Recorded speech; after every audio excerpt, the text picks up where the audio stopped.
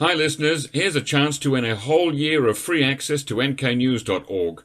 We're working to make the NK News podcast more valuable to everyone and would like your help with a survey that helps us better understand what you'd like to hear. If you'd like a chance to win a free subscription to NK News, head to nknews.org/survey and let us know what you think. That's nknews.org/survey. Thanks for participating.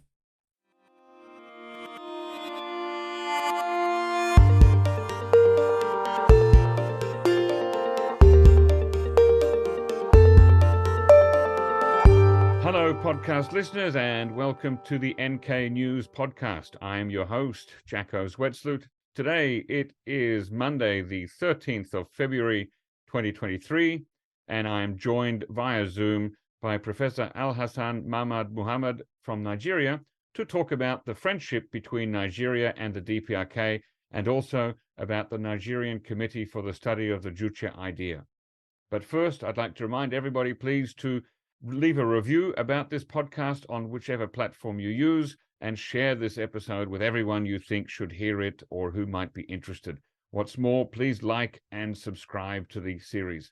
Secondly, check out nknews.org, where each day my journalist colleagues write the best North Korea-focused journalism. A subscription for a year costs less than $1 a day, and that helps to fund not only this podcast, but also the excellent journalism that my colleagues do every day.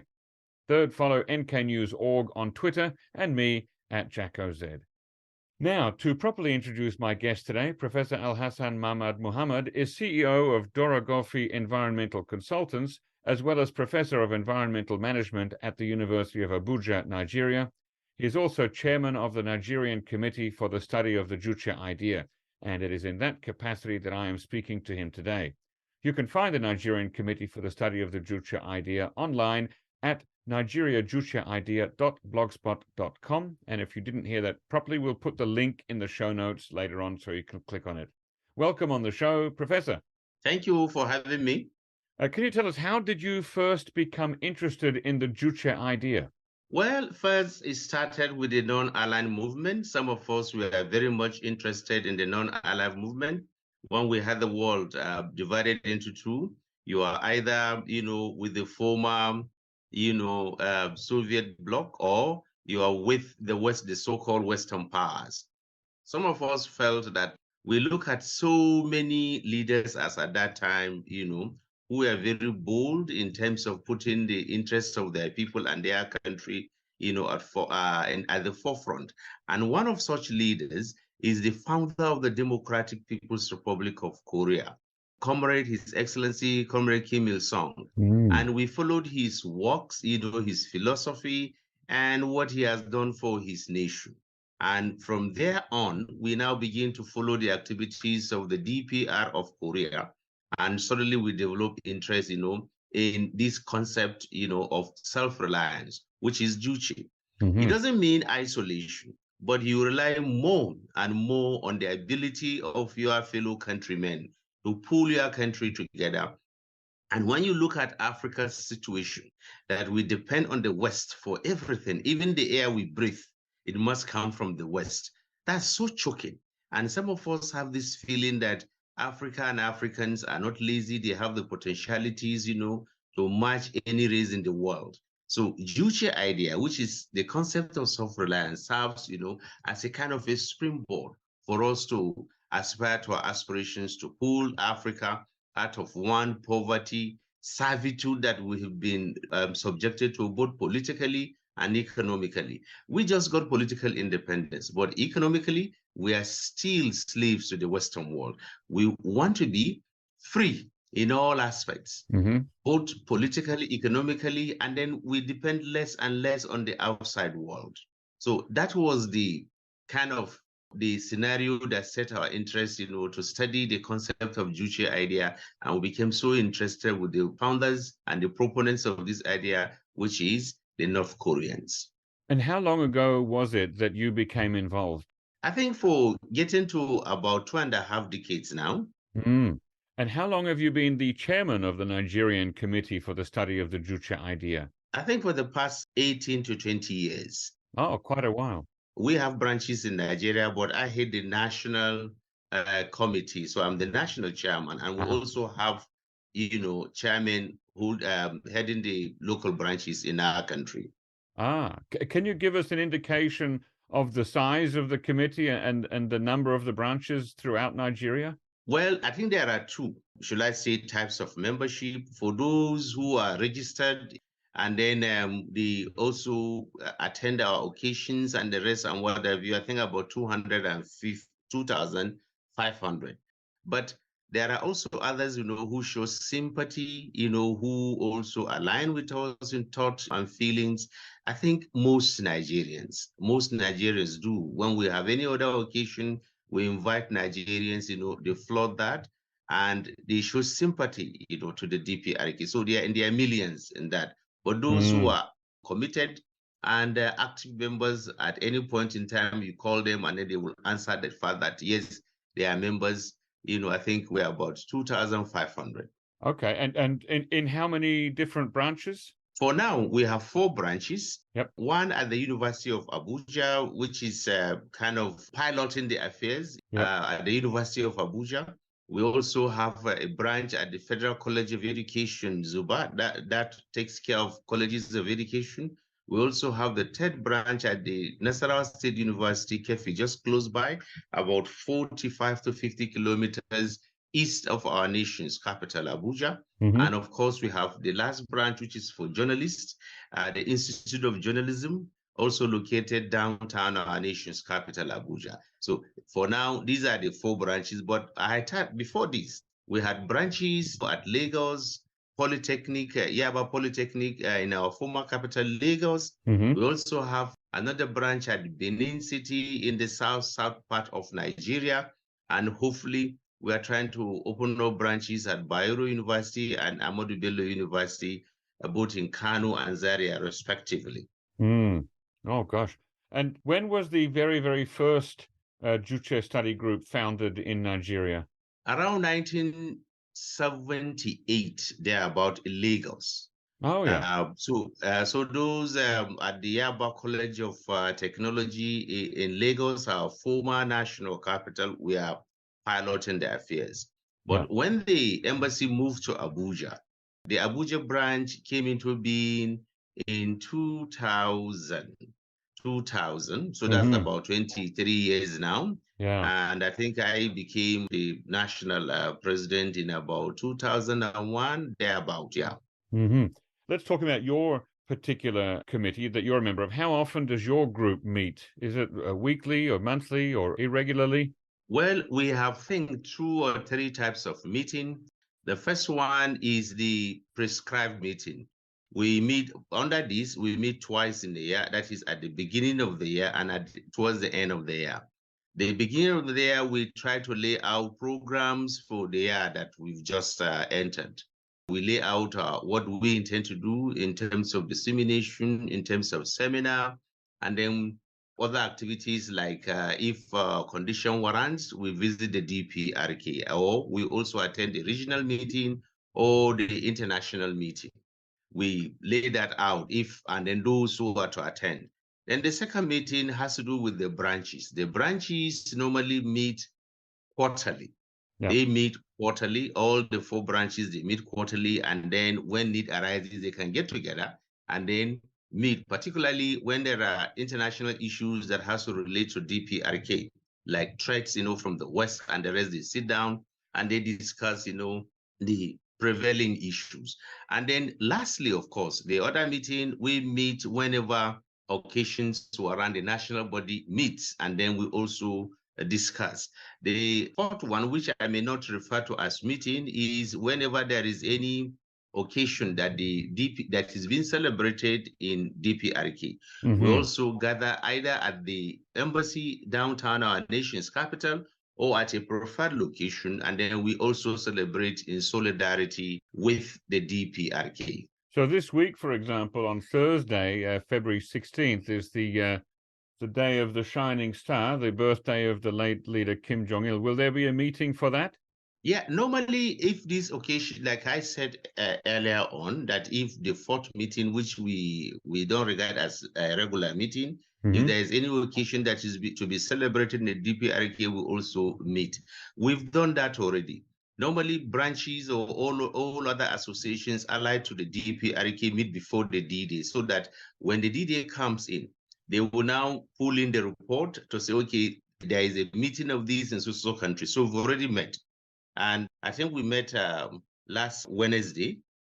Maybe when we are off, if you have your WhatsApp, I can send you pictures for that. Or when you visit our website, you can see those pictures. Oh, great. Eventually, when I post them. Yeah. So we've met already, is a dual, this one to commemorate the 75th of the founding of the KPA, the Korean People's Army, and then the birthday of the Korean leader, His Excellency Comrade Kim Jong-il.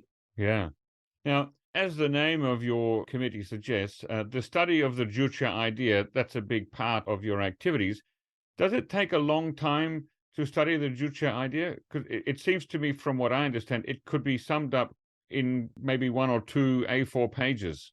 I think it's far from that. When we say philosophy, it encompasses so many things. When you are striving to develop, you must have a philosophy that will serve as a driver, that will drive those development purposes. And when we say development, it is all encompassing. First, it has to do with your mindset. You need to change your mindset. We are not saying that it should be like hating the West and the rest. No, nobody should hate anyone. But what we are saying is you have a mindset that, yes, you want to develop. You want your people to develop. And development, like I said, is all encompassing. It has to do with education. If you look at it, every child in the DPRK goes to school. You look at their prowess in terms of computer literacy. You look at their prowess in terms of economy. The DPRK, is under sanctions by Western powers for more than 2-3 decades, and yet the country is yet to collapse because of the resilience and the dedication of the people. And you look at their defense. They are able to defend their country. No nation, no matter how powerful, can implement the so-called mantra of regime change. It could happen to very weaker nations, though they can just trample on, steal their independence, but not with the DPRK.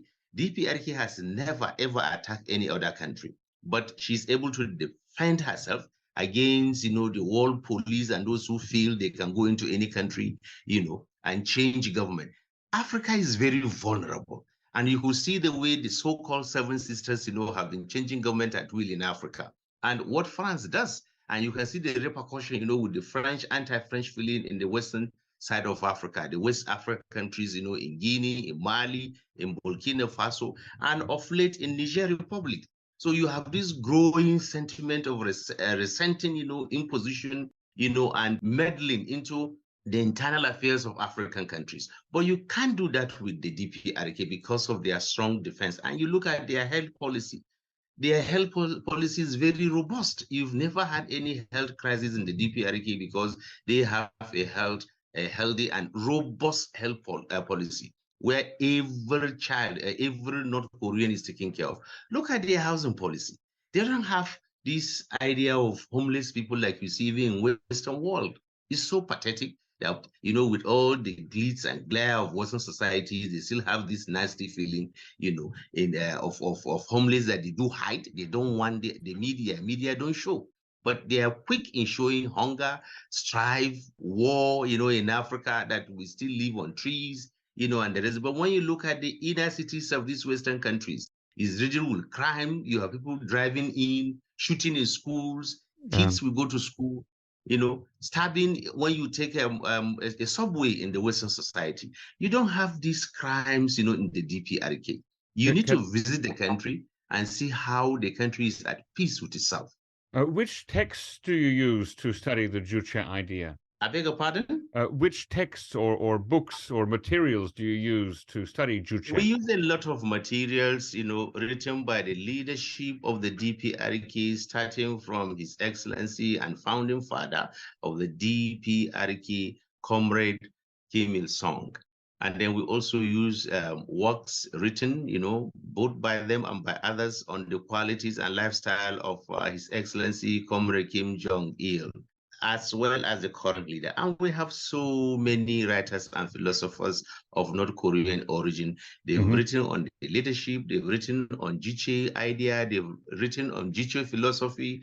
They also wrote so many things on the Army First policy. I'm sure you know about that policy of the Army First policy. They've looked at, several aspects of the Korean life that we looked at. But so do you have a favorite volume? Like if somebody said to you, Professor, can you recommend one book to begin studying about Juche, what would be the first book you would recommend? Well, like I said, there are so many of them. Yes, well, that's right. So it's hard to know where to begin.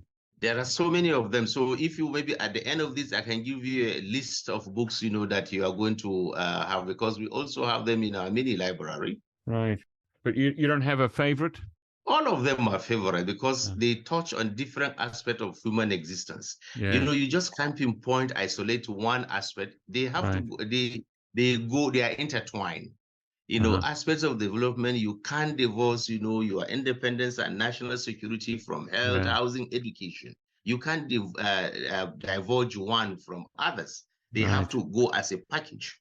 Now, there are, of course, many differences between the DPRK and Nigeria in terms of political structure, history, language and culture, religion, economy, and so on.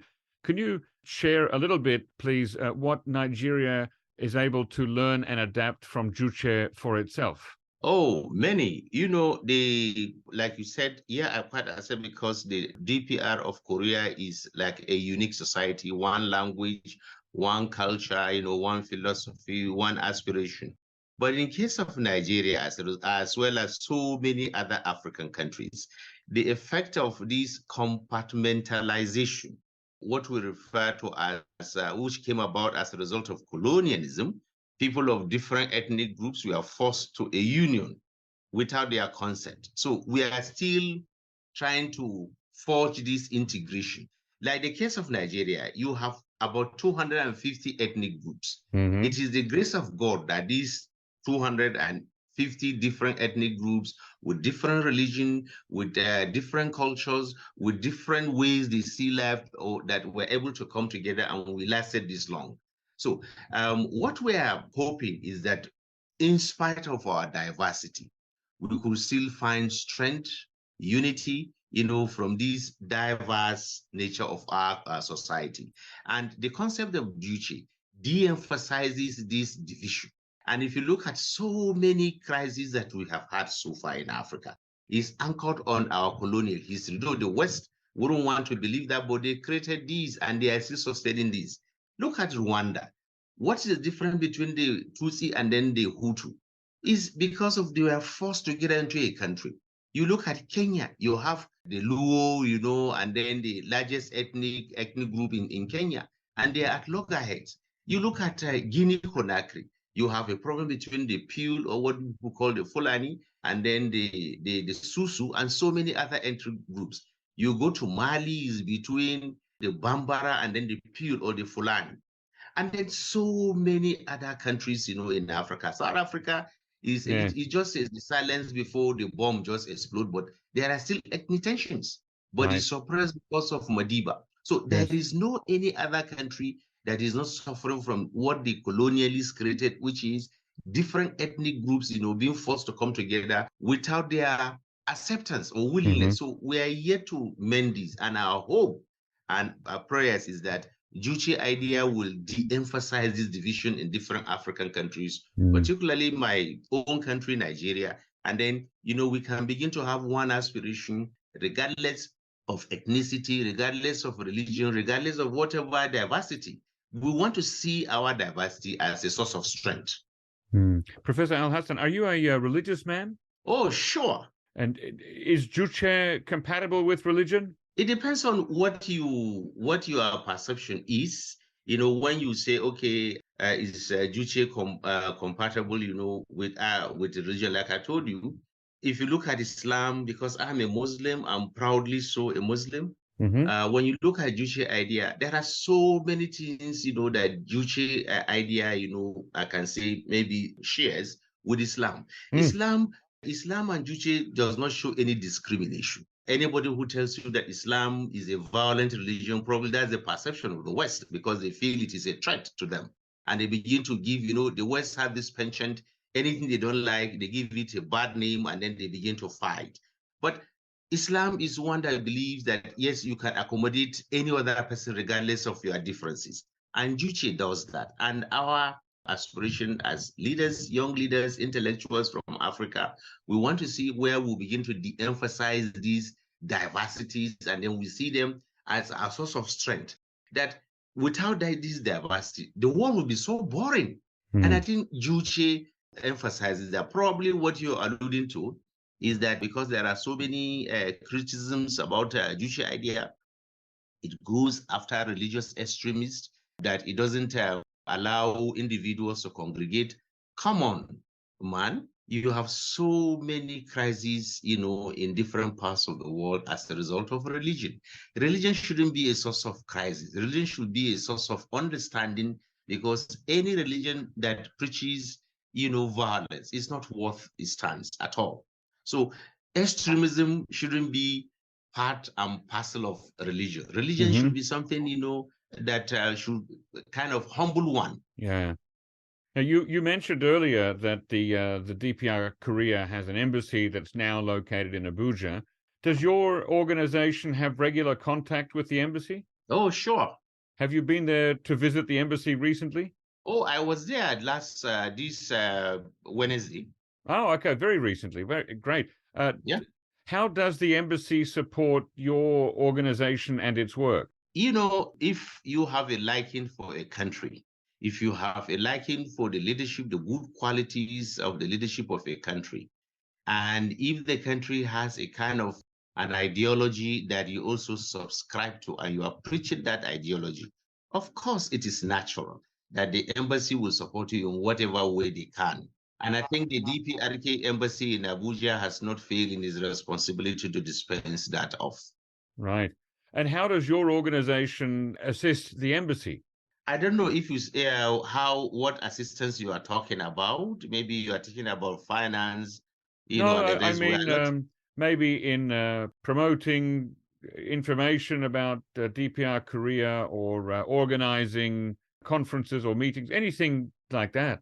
Like I said, if you have anything to do with the style of a country, the embassy is bound to, assist you in whatever you can.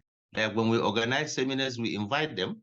They come in as observers, but it is strictly driven by us. Okay. Yeah. Yep. Anything when we organize, when we come in to celebrate with them, we come in and we do that, just like any other person would. So it is not like the embassy comes in and they take off all it is. No, everything is driven by us, and whatever. So they just come in to observe and probably report back to the country, or that, like, this group, this association, identifies with us, and then they are also part and parcel for our celebration. And then when we organize seminars, they also come in and then they report back to their country. And remember, we have an association they call Korean Association of Social Scientists, the CAS. So we also have at the international level, the International Institute of Juche Idea, that is stationed in Japan, Ikeburuku, Japan.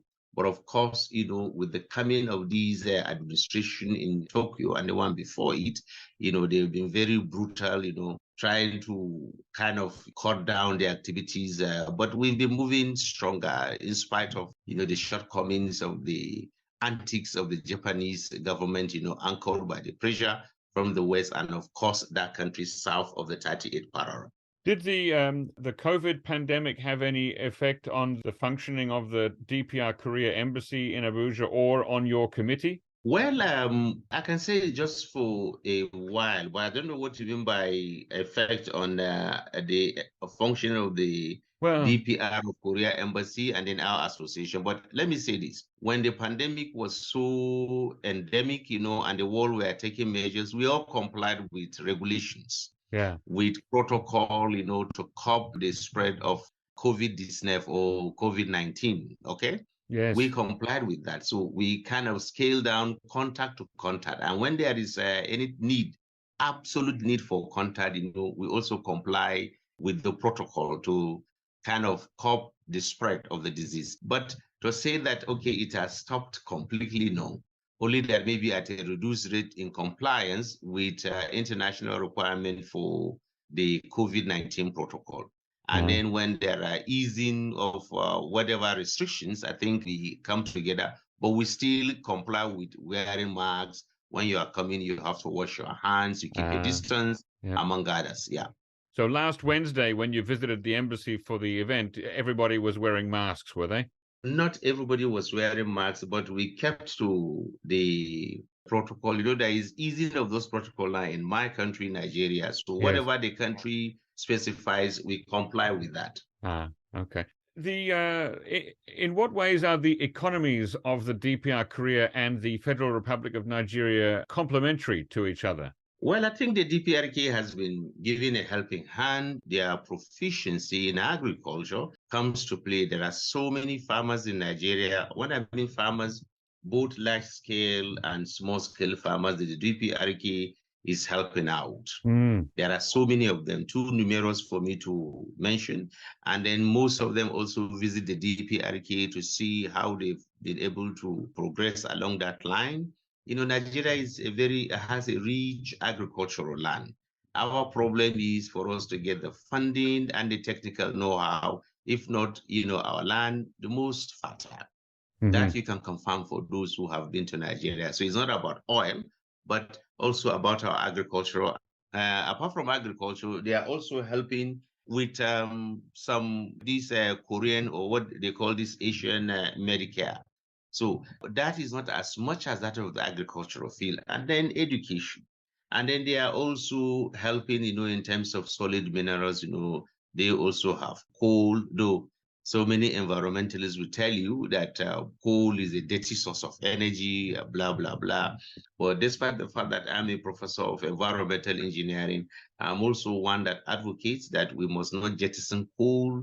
We must also harness our coal in spite of the fact that it emits a lot of sulfur dioxide into the air. But there are cleaner technologies that can minimize the effect of these so-called dirty coal. So they are also helping, you know, along that line. And schools, you know, there are some schools, they also help out. And then visits, you know, and the rest and what have you. And are there currently many North Korean citizens living and working in Nigeria?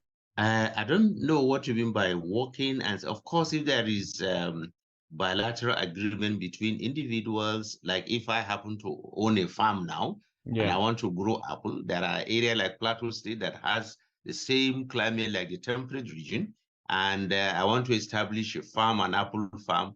Why not? I will bring in and then request for some technical assistance. But of course, that goes through the Nigerian Immigration Services, and they provide a limited number for expatriates to come out. Just like we have Indians, we have so many Americans and so many Japanese, you know, working in various sectors. So they are North Korean citizens working in areas based on agreement between individual entrepreneurs and then between our two countries. Yeah. How many times have you visited the DPRK?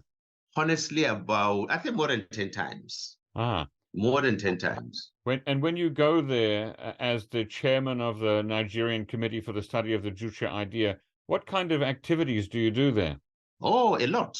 A lot. Initially 2 weeks and then sometimes 1 week. And then throughout, I think there are a lot of activities. We also attend seminars and then Juche lectures from the university, Kim Il-sung University. We also visit the length and breadth of the DPRK. But not necessarily the big cities. You know, I've been to, you know, Quezon, the demilitarized zone. I've been to Pamunjong, you know, so many other rural communities, you know, and the rest and whatever. To look at their farms, to look at so many activities, you know, and the rest. So it's not just located toward in Pyongyang. Right. And are your trips usually funded or sponsored by the government of the DPRK? Yeah. Not by government. There is an agency like CAS, the Korean Association of Social Scientists. But there are about the last 3 trips I made, I think I sponsored myself. Oh, okay. Yeah. But of course, I'm not alone. There are others too, our members, that we go along with. So I've never gone alone. Right. Each year, if there is a member, that wants to go and has the wherewithal to pay for his return flight, we go together. As a delegation? Yes, as a delegation. Right. How big is a delegation usually? Yeah, it depends on the number of people that wants to go with me, because for me, I most times more than 80% or 90% have been there cash sponsored me. The remaining 10%, I think I sponsored myself. So when I'm going and the call comes in, particularly for the September event, mostly for the September event, but I've been there also in April. For us in Africa, it's very cold there in April. So mostly we are giving invitation and we do honor when they want to celebrate their National Day, which is in September 9. Yeah. So we normally go late August and then come back after the great event of their National Day. So sometimes 4, 5, 6, depending on the number of people who will go there. What we offer them is they only pay if they can pay for their return ticket. Yep. But while we are there, accommodation, feeding, and logistics in terms of transportation to where we want to visit, CAS, Korean Association of Social Scientists, takes care of that. Right. Other similar committees to your own in other African countries? Of course, I told you that we have the African Regional Committee. The last time we met was at Guinea-Conakry.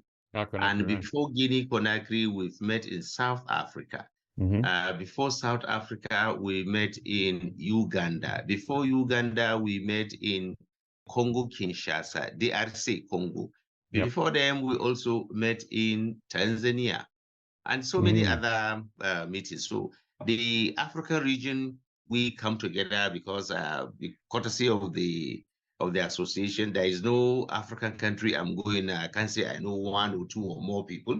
Yeah. And each region also has its own. The Europeans have theirs, the North Americans have theirs, the South Americans have theirs, the Asians have theirs. Yes, and do you liaise with organizations outside Africa, similar organizations? Of course we do, because aside from the regional meeting, IIGI also organizes meeting once in 3 years. That courtesy took me to the Sri Lanka. Is an exotic island of the Indian continent. Okay, Sri Lanka. Yes. That's the first meeting I attended where there is the World Congress. And then after that, there is the one that was held in Venezuela in 1995, sorry, 2005. And then thereafter, there have been so many other meetings, and the rest. So depending on the time, if you are free, like I am also a lecturer at the University of Abuja, once the students are not having exam, because when the exam comes in, we are barred from traveling. You need to stay around, administer exams, and supervise. So once we have this kind of clash, maybe I may not be opportune to attend, but when there is none of anything that would bar me from attending, I think I do. So I've been to Sri Lanka and Venezuela. You've met a lot of people from different countries. Which countries would you say are the most active in studying and adapting the Juche idea to their own situation? Is it in Africa or globally? Let's start with Africa first. Okay. Africa, you have, I think there are so many. You have the Malians, the Guineans, the Senegalese, you have the Ethiopians, Congolese, Congo DR, RDC, Congo, South Africa, Tanzania, Nigeria, Egypt, Tunisia, and I don't know, in those days, Morocco used to be very active, but I don't know what is happening. They've been a little bit dormant. So in Africa, these are the countries that are quite very active, but of recent, I think Chad and which other country again? Congo, Brazzaville, I think they are coming up, but the ones that have been quite consistent and very hard are the ones I've mentioned earlier on. That is Egypt, Tunisia, initially Morocco, then you have the Senegalese, the Guineans, Guinea-Conakry, the Malians, the Nigerians, the Ethiopians, the Tanzanians, Congo DR, and South Africa, these are very active, very, very active. Now, the DPRK state news agency called the Korean Central News Agency. Sometimes they Yeah. report, for example, a headline, Kim Jong-un honored in Nigeria. I just Yeah. wonder, why do you think it's important to specifically honor not just the Juche idea, but the leader of the DPR Korea, Chairman Kim Jong-un, by commemorating his birthday and that of his father and grandfather?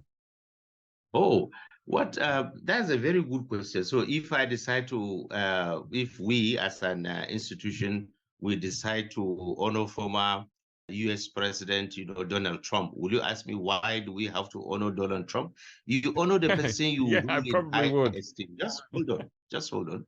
When Okay. you give an honor, you give honor to somebody who is deserving, somebody you hold in high esteem, somebody who has virtues that you also hold these virtues in high esteem, somebody who has done something that you feel he should be commended for what he has done, who has left positively, history, somebody who has impacted on humanity. These are people that deserve honors. You just don't honor any other person you feel because you want to honor him.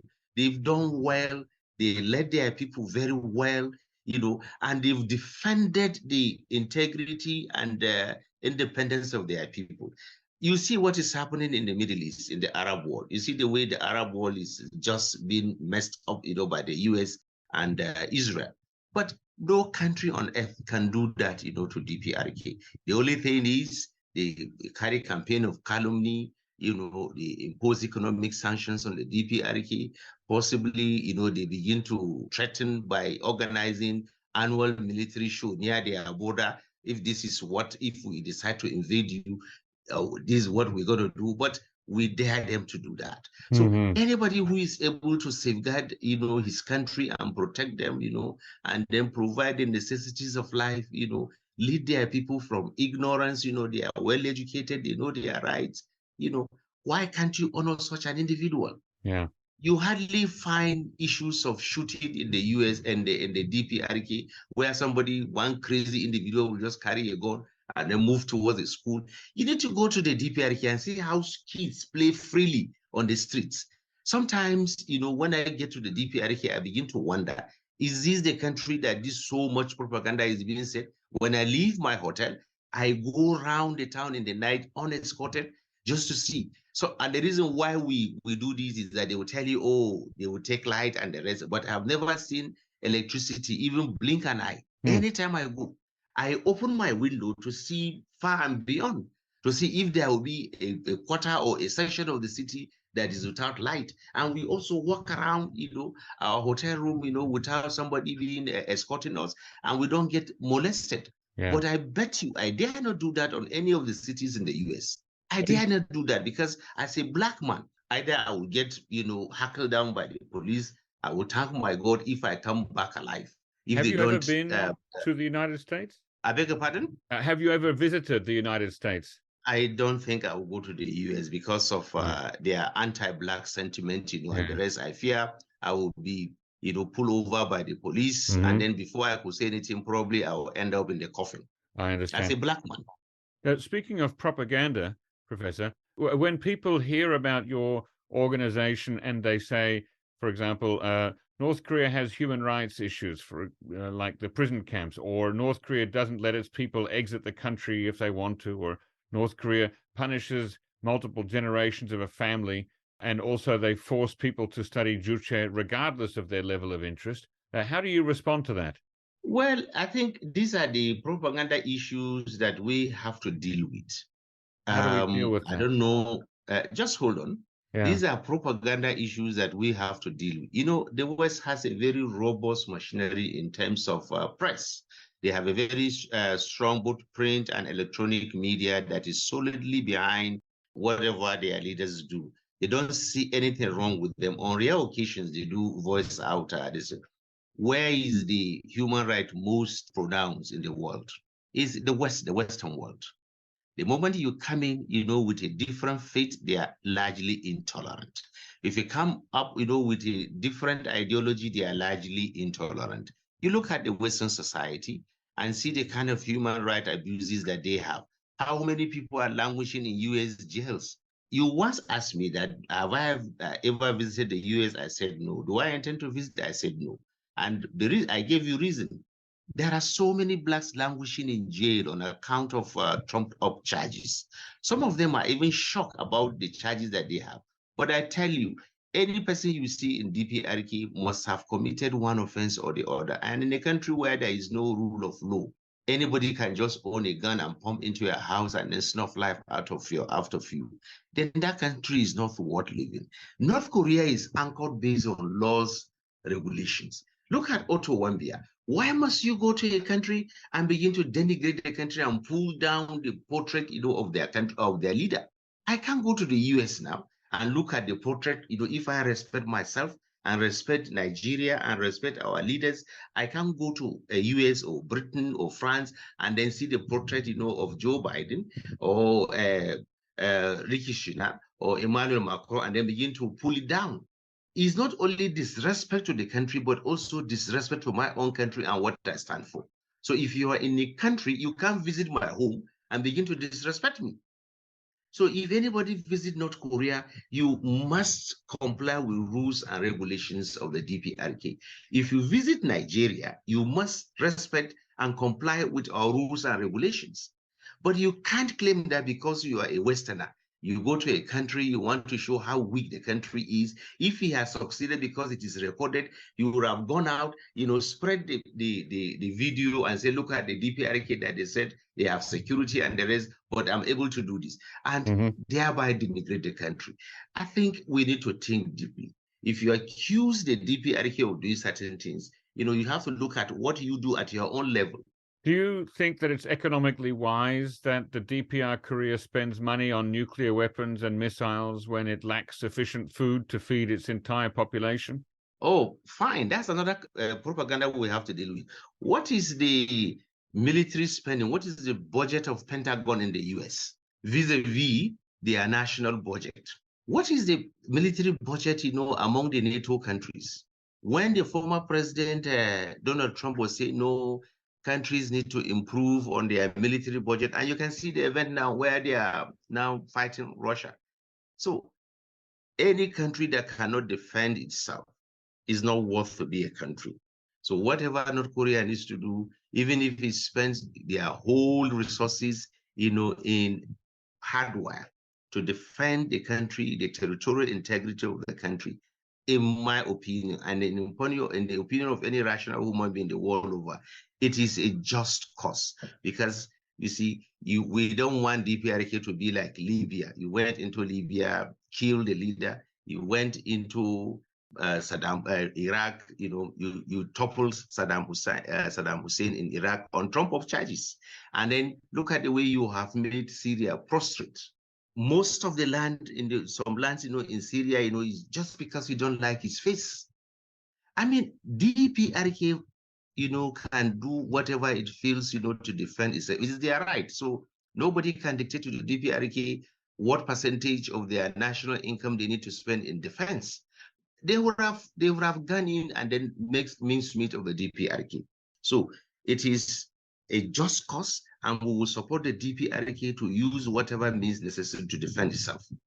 Do you think that the DPR Korea has any areas of governance that should be improved upon? Well, it depends on what you refer to as governance, because what might be tenets of governments, to somebody with a Western mind bias would be different from me.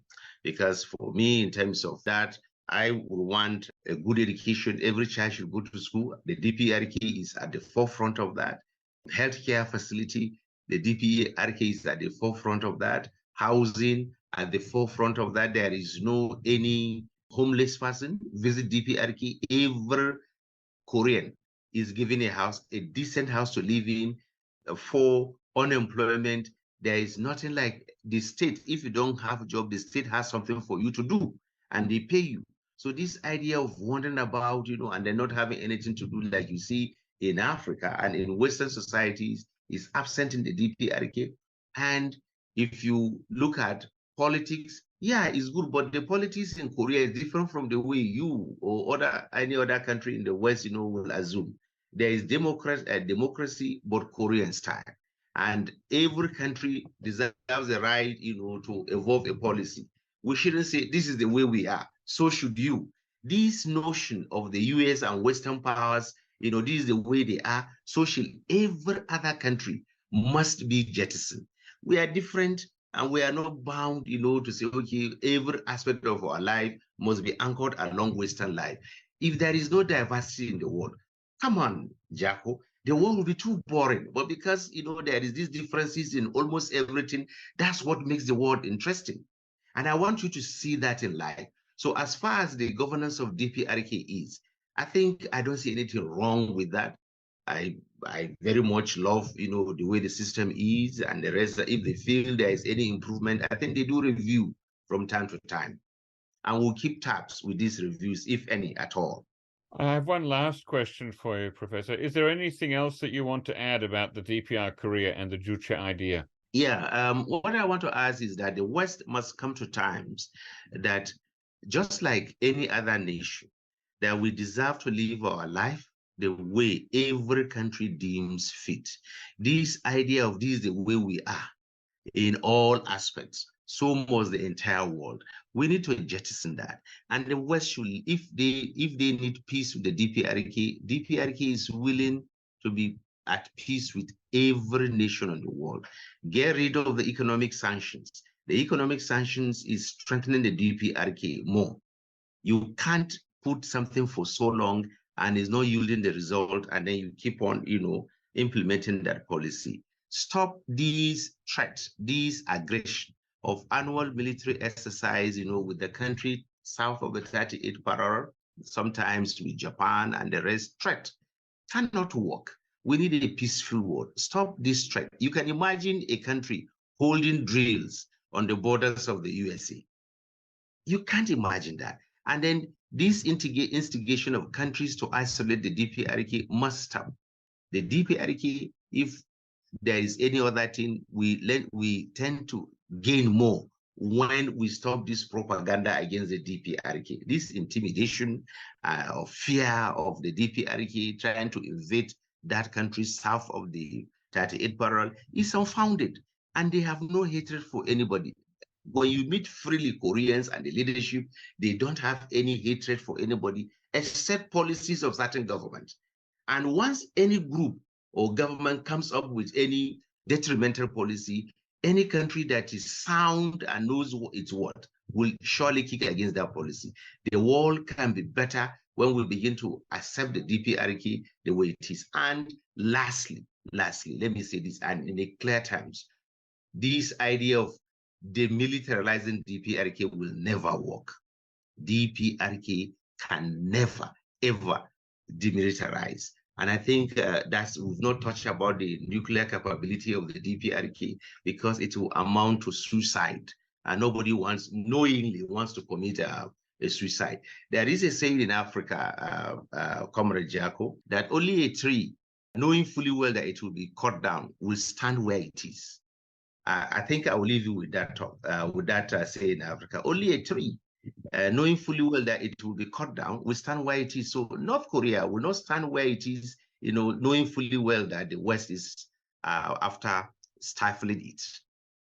Thank you. Actually, I've just thought of another question. Have you ever visited the Korea south of the 38th parallel? Well, of course, if anything takes me there, why not? I mean, have you been there until now? I beg your pardon? Have you ever been there before now? If you invite me, why can't I come? If you invite me as an environmentalist, why can't I come? No, of course you can. No, I'm asking about history. Have you been here before? I said, if you invite me, why can't I come? Right, that's future. You're talking about the future, but I'm talking about the past.